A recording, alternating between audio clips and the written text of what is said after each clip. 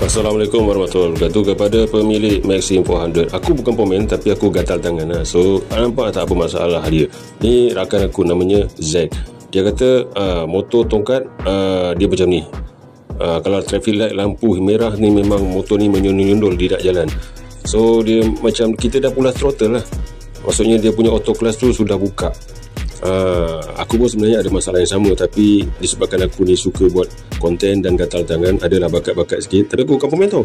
So aku pun ada buat sedikit uji kaji. Kalau korang perasan dalam video yang sama, nampak RPM dia tinggi, sedangkan aku punya pun RPM 1.5 pun motor nyundul-nyundul, ini kan pula 2. So aku pun gatal tangan, tukarlah auto clutch baru dan juga tag puli. Nampak dalam masa yang sama, aku nak tunjuk sesuatu lah. Kalau korang tengok gambar tag puli ni, daripada sudut tepi dia nampak satu tinggi satu rendah. Yang lama tu rendah lah, nampak dah kotor, dan baru tu berkilat putih tu, itu yang baru. Nampak dah perbezaan dia punya size tu lah. Okey, yang sebab yang dah lama tu dia dah makan, dah selalu guna. So mungkin menjadi salah satu penyumbang kepada faktor kurangnya power ataupun top speed. Tapi tak payah cerita top speed lah, ini skuter.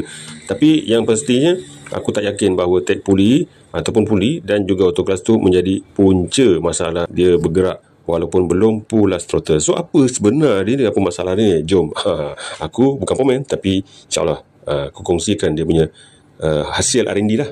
So kat sini apa yang penting kita kena fikirkan macam mana nak turunkan RPM supaya auto clutch tak buka dan skuter menyundul-nyundul nak bergerak.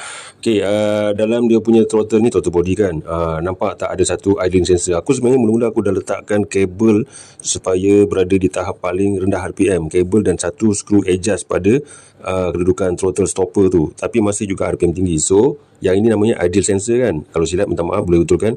Kat sini aku dah letak yang paling rendah RPM, minimum pun sama juga. So ada satu dia punya boost kat dalam tu.